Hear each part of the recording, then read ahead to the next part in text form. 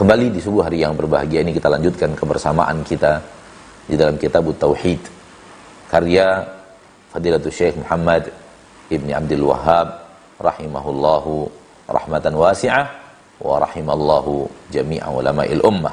Dan kita masih di bawah babul khaufi minasyirki, bab takut terhadap syirik. Dan kita selalu ulang-ulang, rasa takut kepada sesuatu itu harus setara dengan efek buruk daripada sesuatu itu. Rasa takut kita kepada sesuatu harus sebanding dengan efek buruk dari sesuatu yang ditakuti itu.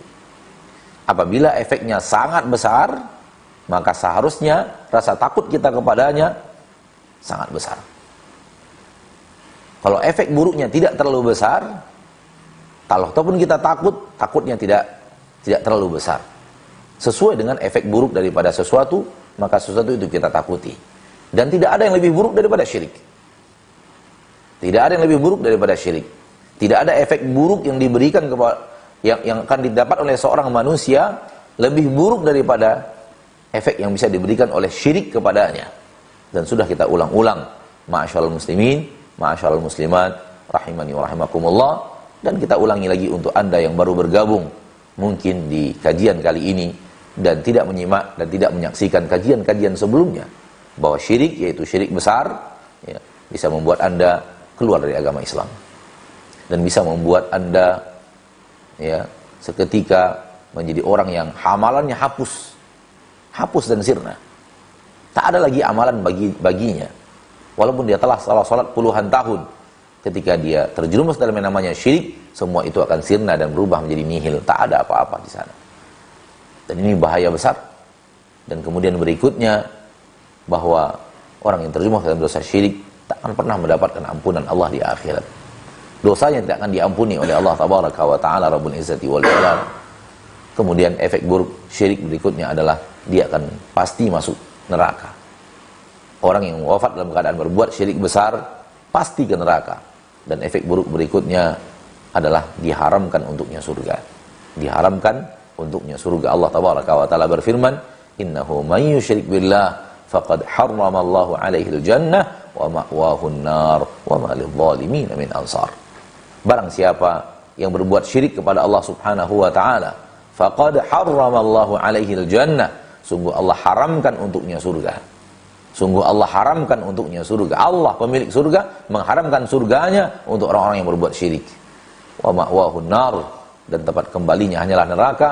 Wa ma lidh-dhalimin min ansar, dan tak ada penolong untuk orang-orang yang berbuat zalim. Dan zalim di sini maksudnya adalah kesyirikan itu. Tak ada penolong bagi orang-orang yang berbuat syirik itu. Tak akan ada yang mampu menolongnya keluar dari neraka untuk masuk surga. Karena Allah Tabaraka wa Ta'ala tegaskan, wa ma lidh-dhalimin min ansar. Untuk orang-orang zalim seperti ini tak ada penolong. Allah ketika mengatakan tidak ada penolong, ya betul-betul tidak akan ada penolong yang akan mampu membuatnya keluar dari neraka Allah Tabaraka wa Ta'ala dan kemudian melangkahkan kakinya ke surga Allah. Na'udzubillah, thumma na'udzubillah, thumma na'udzubillahi min dzalik. Adapun kasus yang sedang menimpa kita, virus yang sedang merajalela di negeri kita, di dunia, mewabah secara umum, efeknya tidaklah seburuk syirik. Efeknya tidaklah seburuk syirik. Sehingga harusnya ketakutan manusia kepadanya harusnya tidak separah yang sekarang.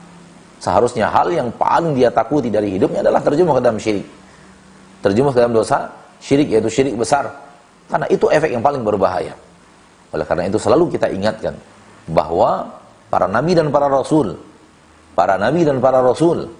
seluruh para nabi dan para rasul yang diutus oleh Allah Tabaraka wa Ta'ala Rabbul Izzati wal Jalalah, dakwah mereka untuk menjauhkan manusia daripada syirik. Itu tujuan utama dakwah mereka.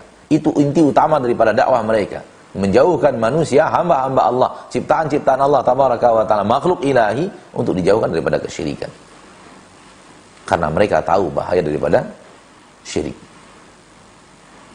Ma'asyiral muslimin, ma'asyiral muslimat, sebaliknya iblis, syaitan dan bala tentaranya, tujuan utama dakwah mereka mencampakkan manusia ke dalam kesyirikan, memasukkan manusia ke dalam kesyirikan.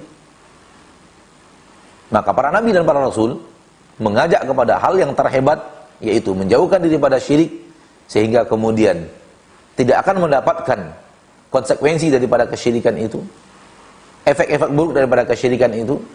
Sementara dakwah syaitan sebaliknya, justru dia ingin kita mendapatkan efek buruk daripada kesyirikan itu.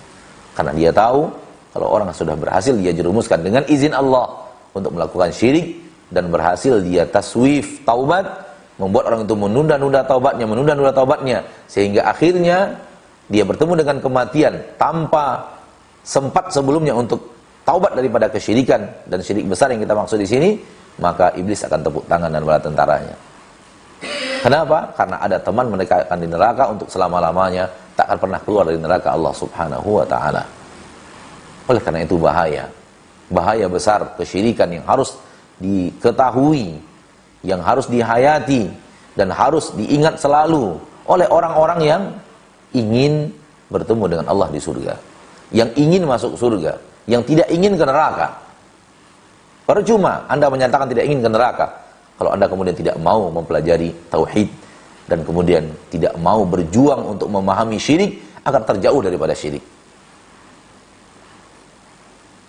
Karena syirik menghalangi langkah Anda ke surga. Kalau memang ingin ke surga, belajarlah tauhid. Pelajari apa itu tauhid. Yang dengan belajar tauhid kita akan tahu apa itu syirik, untuk kita jauhi. Araftu syarra la li syarri lakin li tawaqihi. Wa man la ya'rifu syarra minal khairi yaqa' fihi.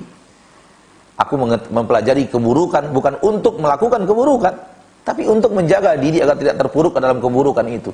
Dan seburuk-buruk keburukan adalah syirik. Separah-parah keburukan adalah syirik. Aku mempelajarinya bukan untuk melakukannya, akan tetapi untuk menjaga diri agar tidak terjerumus ke dalamnya. Wa man la ya'riful khaira minasyarri yaqa' fihi. Yang tidak bisa membedakan mana yang baik, mana yang buruk, pasti akan terjerumus ke dalam keburukan. Dan keburukan yang paling bahaya adalah syirik. Dan kalau terjerumus ke dalam syirik berbahaya. Wafat dalam keadaan syirik berbahaya. Dan tak ada bahaya yang lebih besar daripada itu. Tak ada bahaya apapun yang akan menimpamu, wahai manusia, yang lebih bahaya daripada engkau wafat dalam keadaan syirik yang belum engkau taubat darinya, yang engkau tidak pernah bertaubat kepada Allah darinya. Dan menghadap Allah dalam kesyirikan, itu artinya engkau menghadap Allah bukan lagi sebagai seorang muslim, tapi sebagai seorang musyrik. Engkau menghadap Allah dengan dengan pahala yang sudah nihil, tak ada pahala. Engkau menghadap Allah tabaraka wa taala dengan jaminan bahwa dosamu tak akan diampuni. Engkau menghadap Allah tabaraka wa taala dengan jaminan engkau pasti ke neraka, dan engkau menghadap Allah tabaraka wa taala dengan jaminan engkau akan diharamkan ke surga. Na'udzubillah. Tsumma na'udzubillah. Tsumma na'udzubillah min dzalik. Kalau kita ingin jujur, kalau kita ingin benar-benar mengatakan sejujur-jujurnya, maka orang yang paling berjasa dalam hidup kita bukan sekedar orang yang melahirkan kita, tapi orang yang menyelamatkan kita daripada syirik. Itulah orang yang paling berjasa dalam hidup kita. Siapa orang yang telah berhasil dengan izin Allah tentunya memberikan kepada kita tauhid dan memahamkan kepada kita syirik, sehingga kita benar-benar berjalan di atas tauhid dan benar-benar jauh daripada syirik, itulah orang yang paling berjasa hidupnya. Itulah orang yang paling berjasa dalam hidup kita.